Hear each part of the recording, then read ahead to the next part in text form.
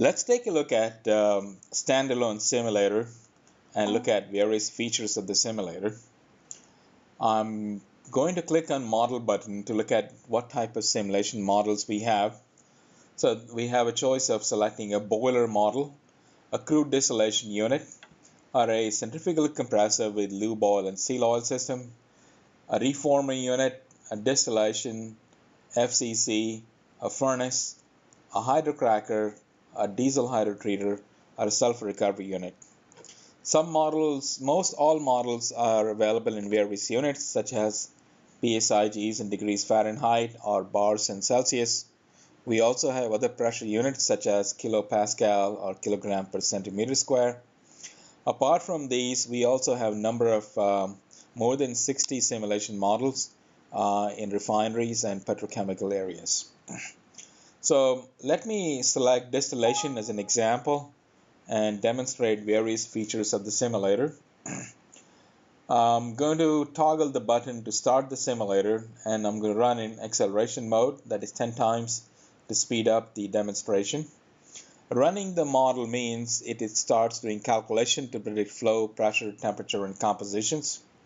So we have feed coming in from deethanizer bottoms, consists of 33% of C3s and 66% C4s. I have a feed flow control valve. As you notice, all controllers are yellow circle, this way they stand out. And here's a control valve, and there's an output bar which indicates the controller output. If I were to click on the control valve or the instrument faceplate, it opens its associated instrument faceplate. I can toggle to switch the mode from manual mode to automatic mode. I can change the set points, or I can click on a set point and enter a specific set point. So let me go ahead and change the bottom temperature to from 84 to 90 degrees Celsius. I can also start a backup pump, open a discharge valve. Now, as I'm making the changes, as the alarm comes in, the color changes from red to green, and the last alarm shown is shown at the bottom left-hand side. We can click on Alarm Summary to see what type of alarm came in. Likewise, we can look at Instrument Detail Display and look at how the process variable, set point, and output changing over a period of time. This is where one can actually change proportional gain, integral time, derivative time, and alarm limits. Looks like we got an alert saying overhead product is off specification. We got a plant alert, and I can click to look at probable causes and suggestive corrective actions. As you can see, we have full operating procedures, step-by-step exercises on controlling the distillation column, or startup, shutdown, and other exercises, or something on troubleshooting. All simulators come with a full detailed instruction guide where students can use these exercises step by step and understand about startup, shutdown, troubleshooting, and normal operations. All the principles have been taught in the tutorial, so by the time they come to the simulator, they are ready to practice what they just learned. Let's look at condenser. It gives me details about amount of heat transfer, shell side and tube side flows and temperatures.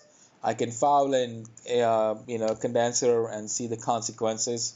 Likewise, I can look at reboiler details, or I can look at pump details. Tells me suction pressure, discharge pressure, flow, NPSH, see if the pump is cavitating. I can also enter the degradation factor to see consequences of when the pump erosion takes place. Let's say we have different initial conditions, such as cold startup or design operating conditions, so simulator can be initialized. Let's also take a look at some other features, like we have historical trend.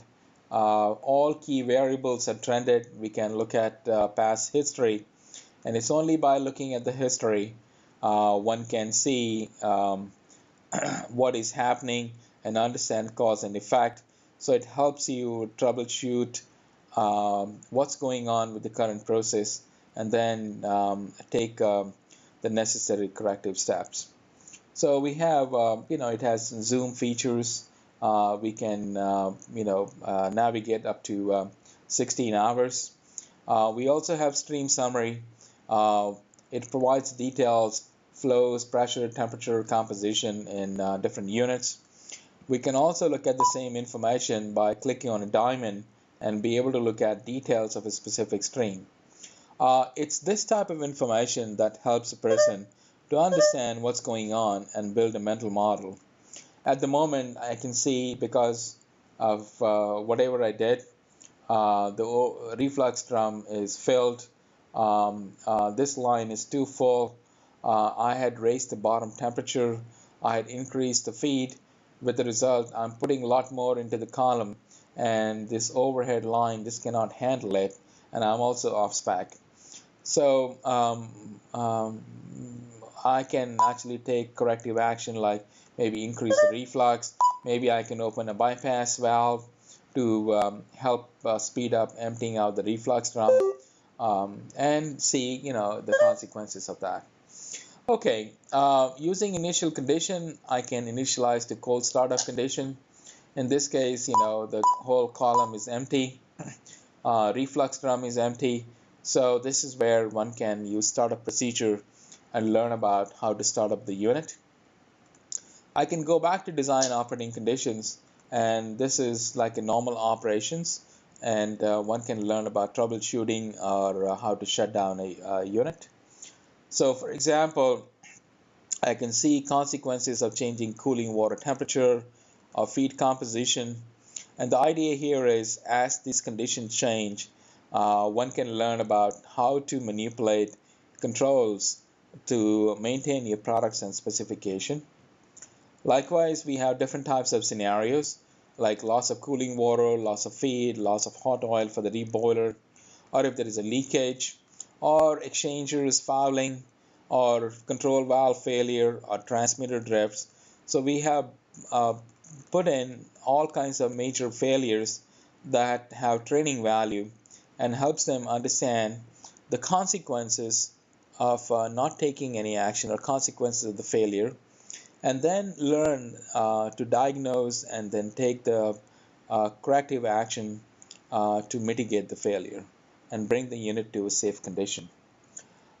Instructor can pre-program scenarios where they can pre-program number of multiple failures over a period of time, and then these can be given as an exercise for the students, and then they can write a report about it. So that was a very high-level overview about the simulator. We also do a lot more complex models. So in this case, this is the cat cracker feed system, reactor, and regenerator overview page, regenerator overview page, reactor overview page, fractionation overview page, and then more detailed pages together with fractionation. So thank you for your time, and we appreciate you listening to this demonstration.